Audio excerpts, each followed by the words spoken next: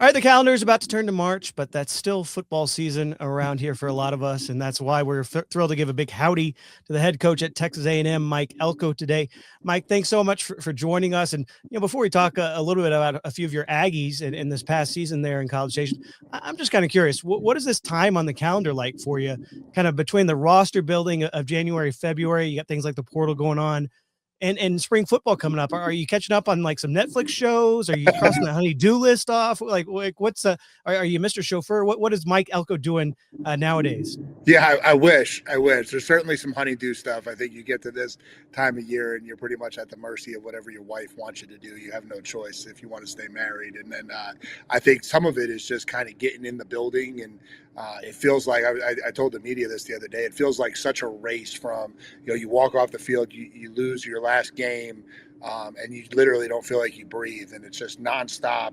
It's roster retention, it's portal recruiting, it's high school recruiting, and then you hit February and it's like finally you just kind of take a step back and you get to regroup and start to build some foundations for what you want this to do, start to look at some scheme stuff, and just nice to be in-house and able to go back to work with your team.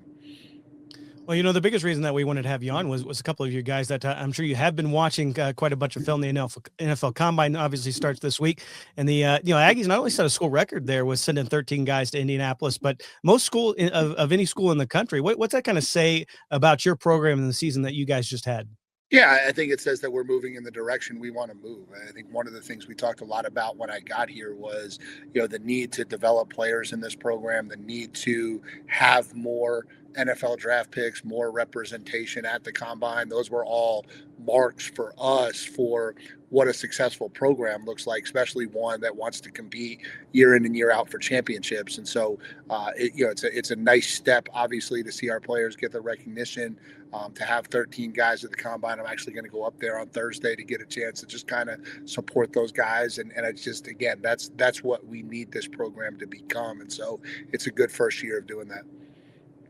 Yeah, Mike, whenever you look at your program, you now made the CFP. You were in that hunt in the top five for a portion of the year, the big win over Notre Dame to start the season. Making the college football playoff, putting your program now with a chance to say, we have done that. We have put ourselves in that position. How much is that also a sell to know that not only do you have guys in the NFL, but now you have the background to go in to recruits' homes, to go into the transfer portal and say, you come here, you have a chance to not only compete for an SEC, you have a chance to legitimately play for a national championship. Yeah, we want to be known for a program that accomplishes things. And I think that's something that has been really a message from this staff in this era of what we're trying to do. And, it's nice to be talked about for potential. It's nice to be talked about for what you can do. But now I think we're in a conversation of what we are doing, right? And that's a big difference when you're talking about high school recruiting and attracting top talent is, we have put 13 guys at the combine. We are going to get double-digit draft picks. We have competed to be in Atlanta down to the last week of the season. We have qualified for the CFP playoff. We are a top 10 program at the end of the year. Like those are tangible, actual things that this program has accomplished. And I think maybe lost in some of the hype in some of the past years was, being able to actually do those things and sell that. I mean, 7 of those 13 guys that are you're going to be joining there at the combine are offensive and defensive linemen. Is that kind of scary to think about in terms of, hey, we got to replace all those guys, or are you kind of saying, hey, that is also more reflective of kind of the program we want to be in terms of who we are producing for that kind of NFL talent? Yeah, probably a little of both. Obviously, I think it's the program you want to be, especially playing in this conference where the line of scrimmage is so critical. I think everybody knows that.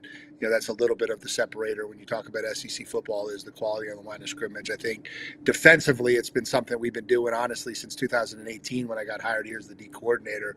We've had more NFL D lineman draft picks than any other program in the country since 2018, and so we've kind of got into this rhythm of replacing defensive line draft picks. We had 3 last year. Everybody wondered what we would be able to do this year. It looks like we're going to have another 3 this year. And so now this is the first time we're doing it on the other side too, right? And so now it's both lines. And, we were able to go out in the portal and add some guys. And we've got some young players that are going to need to step up and develop. But it's where it starts. And if you're getting 5 to 7 draft picks on the line of scrimmage year in and year out, it probably means you've had a pretty successful season and you're building a pretty successful program. Yeah, and those 3 draft picks last year, all top 100 picks as well.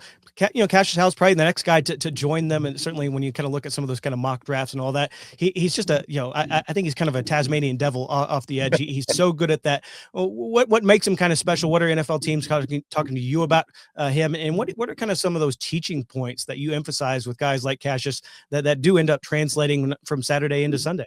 Yeah, I think the first thing is he can rush the passer, right? And the NFL is such a disrupt the quarterback league. And so when you see a guy who has played against the top competition in college football and has produced pressure rates and sack rates at the level he has, that's obviously a really strong starting point. I think he's got a variety of rushes.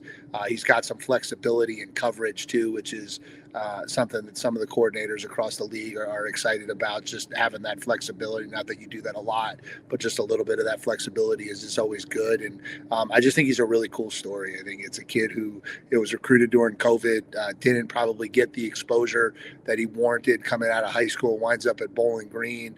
Our scouting department finds him when he enters the portal, and we're able to get him here, in large part because we got some Bowling Green connections on our staff, and and to watch him flourish in our system into what he became this year, and to follow him through this offseason and watch his name get called, it'd be really special.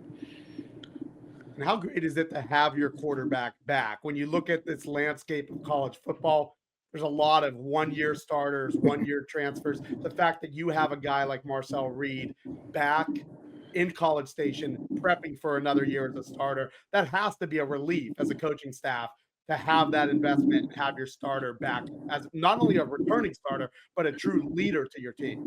Yeah, I think in a lot of ways. I think one, us as a staff, knowing who he is, knowing what we have, knowing, kind of a plan of attack in the offseason in the areas we want to see him grow and continue to develop, but also knowing kind of how to build an offense around him, because we've played a lot of really competitive football games with him as our quarterback. And so that helps.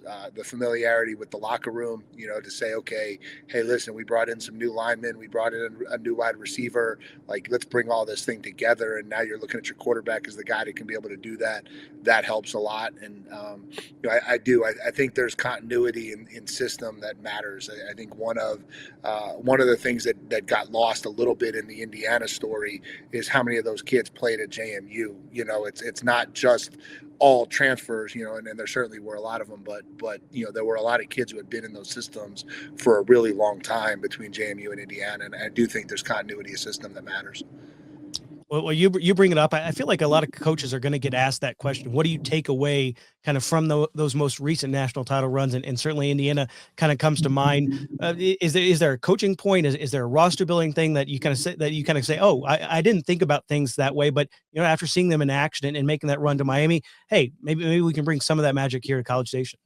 No, I think we have our process that we believe in. I think obviously you're seeing more parity in college football. That's great. I think that's something that you can sell. I think you're seeing talent get distributed a little bit more across different landscapes, and so I think that leads more teams going into the season to believe they've got a shot to go win it all and go complete for those playoff berths. I think that's all really good for college football, and I think we've just we stay focused on our process and what we feel like we need to do each year to build a roster that gives us a chance, and I think we've done that again, and I think we're really excited about where this program and where this team will be this year. How have you kind of adjusted? Obviously, 2 new coordinators for you in terms of the program. Some guys that obviously you knew well that got promotions, but how have you kind of adjusted to this offseason, and especially not only integrating new guys in that coaching staff, but integrating so many new guys, certainly from the transfer portal and the high school ranks that are coming into the roster as well this year? Yeah, it kind of feels like that's what college football is. I think we were able to have some staff continuity last offseason going from year 1 to year 2, which you would hope would expect. But, now that you've been a successful program, it's great to see Colin Klein get his chance to be a head coach at Kansas State. That obviously moves some pieces with him, and you're going to have to replace that. And we've had some other guys get some opportunities that are right for them and their families, and those are things that you want in your program. And so defensively, we were able to bring in Lyle Hemphill, and he has been here with us for over a year now, and a guy that I've known for a really, really long time. And so that transition, I think, will be seamless, and it's great to have him in the building ready to roll to run the defense for us. And then Holman Wiggins is a guy that I've gotten to know over the last 2 years, and has been a real integral piece in our offensive success and our wide receiver development, and a lot of what we've done in the passing game. And so he made the most sense for us with where we are as a program right now to take that next step in his career and call plays for the first time. And so we got a ton of confidence in him, and kind of what he'll be able to do with this system moving forward. Now, one debate that's come up recently, especially expanded playoff, things of that nature, is the out of conference big games. And you look at last year, you guys beat Notre Dame, Miami, who only got in the playoff because they beat Notre Dame, and then even Ohio State was able to get a bye because they beat Texas. You start to look at those big games, there's now the backlash of, what if you don't play those games and you play a cupcake? Will your record get you in the playoff? But I think you probably look at those big games, and I would imagine going forward, you probably want to keep playing those signature out of conference games, because don't you feel like winning those big games outweigh any sort of negative that can come from those, even if you happen to lose those? No, I honestly, I don't. I think if you look at us, I made this point a couple of weeks ago in head coach meetings. We were an 11-1 football team who beat Notre Dame, but I don't know where that showed up when you looked at us compared to the 11-1 teams. From 4 to 7, all of those teams finished 11-1, and we had the most signature out of conference win, and we were 7. And so, to me, there was only risk in that game. There was no reward. And so, I think, it's a challenging situation. It is. I say this all the time, and it's really the reality. There's no sample size, right? So you look at the other sports, and they play 18, 20 out of conference games in basketball and baseball, which create these formulas to identify conferences as being stronger or not stronger in any given season. We don't have that in football. And so year in and year out, the NFL tells us that the most NFL talent is spread evenly throughout the SEC, which makes our conference top to bottom one of the most challenging gauntlets to go through. How do you equate that? Like, how does that get quantified? I don't know. They're still having a hard time figuring that out. And so then you throw in these out of conference where really the only thing that seems to matter on these schedules is wins and losses. And I think that's the biggest challenge. And I don't have a great solution, because I don't think there is one to this thing as you look forward. If the AFC only played the AFC, and then all of a sudden was getting compared to NFC teams when it came time to pick playoff teams, that's probably the best way to relate it, right? And there's just no way to compare them. Well, you mentioned those head coaching meetings. I mean, is there concern in that room now, especially with the SEC moving to 9 games, that maybe that conference schedule is not going to get maybe evaluated as properly as you guys certainly would like it to be by the committee moving forward? Yeah, I think everybody's a little bit nervous about what this selection process looks like as you move forward. I think that's it's what we're all being judged on is getting into the playoffs. And I think that's one of the biggest challenges is what is that formula and how does this thing look moving forward? And again, I'm not complaining. I'm not saying there's an easy solution that people aren't identifying, but it's a challenging situation. And how you identify 9 conference games in our conference versus 9 conference games in another conference, and how does that all get equated? I don't know. The committee's got their hands full, that's for sure.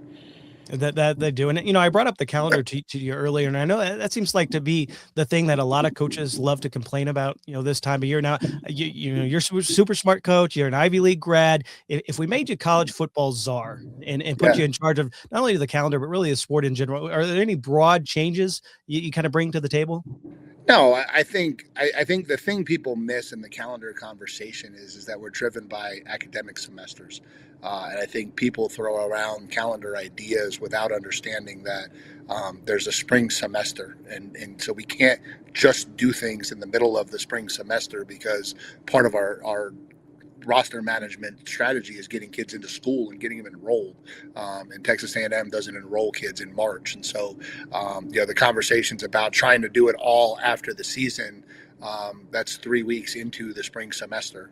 And so that'd be a really awkward time to start the process of enrolling your team. And so I don't know that there's a solution. I don't think there is, given the current structure of when games are played and how they're played. And so I actually like the calendar the way it stood this year. I enjoyed being able to be off the road in December and being able to kind of focus on things that we wanted to.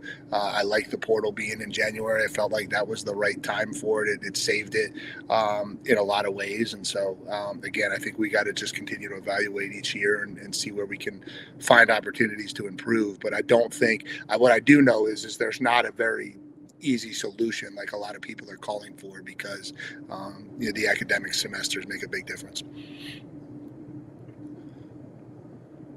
Ken, you got anything else? I guess one other thing I would say is when you bring up 9 conference games, and that's become one of the big issues. The Big Ten, of course, similar. ACC has not quite done that. When you look at the landscape of college football as a whole, it does seem like there's nobody in charge, so to speak. You have conference commissioners, but then that's really about it. And at the end of the day, we understand the conference commissioners are serving their schools, their constituents. What would you want if you could have a magic wand and say, there needs to be an overall commissioner? Everybody in the power schools should be under the same sort of 9-game schedule. What would you want that you think would help the longevity of how college football is trying to go towards the fact that it's seemingly moving where it's the power schools versus everyone else? But what would be something you would want to put in place? Yeah, I've said this before. I think the need for somebody to be in charge of, and whether it's somebody or it's a board, but there has to be a singular group running college football. I think the way this thing has changed, the way the landscape has changed, it's critical that we're no longer making regional decisions. It's critical that we're no longer making decisions just based on what's most important to any individual conference. We need a group of people to be in charge of what's best for college football moving forward, and to understand all of the landscape and what goes into it, and to try to figure out how to create a structure in and around it. And so, it's an extremely lucrative business. It's an extremely popular business. I don't know that there's anything like it in the world that doesn't have singular leadership, right? And so, when you think about it from that perspective, I've said this before, it's a 1 point whatever billion dollar industry, and you guys can't tell me who's running it. That seems weird. Is there any magic number on a perfect amount of playoff teams in your mind? No, I don't think so.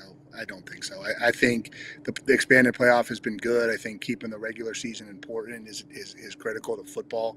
I don't think you ever want it to water down to where the regular season doesn't feel like it means something.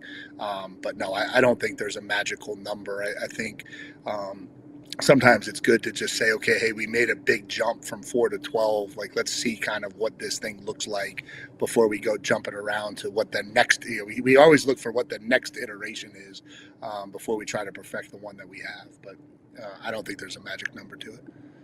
Well, speaking of numbers, you've improved that win total year over year since you've been in College Station. But we all know that jump from going from 11-1 regular season to an even better record than that. There's not a big mark above that. No, there's not. I mean, but as small as it might look on paper, it's obviously a big jump on the field. What's going to be that difference for you guys this season upcoming in terms of making that possible leap from going down to Atlanta? Yeah, we're focused on brand elevation and program elevation. I think that's kind of where our focus has been since I got here. And we knew we had a lot of things that needed to elevate to ultimately be a team that could achieve those things you're talking about, right? Being in Atlanta, going further in the playoffs. And so, we're focused just kind of on the day-to-day operation of building and improving this brand. And as we do that and continue to maximize who we are and what we're capable of, I think results will continue to follow. And so, we're excited for another great offseason. We're excited for another opportunity to put a team together to go accomplish things on the field for Texas A&M football. And again, as long as that stays the focus, I think ultimately we're going to get this program where we want it to go. Well, certainly some exciting times there in College Station. Mike, thank you so much for joining us. Best of luck in Indianapolis with all your guys. Hopefully there's no weather issues for you getting there, but I'm sure there will be plenty of fun to be had with your combines, and then down in the draft with a lot of Aggies, I'm sure, to hear their name called. Yeah, we're excited. We appreciate you guys having us on, and looking forward to the draft.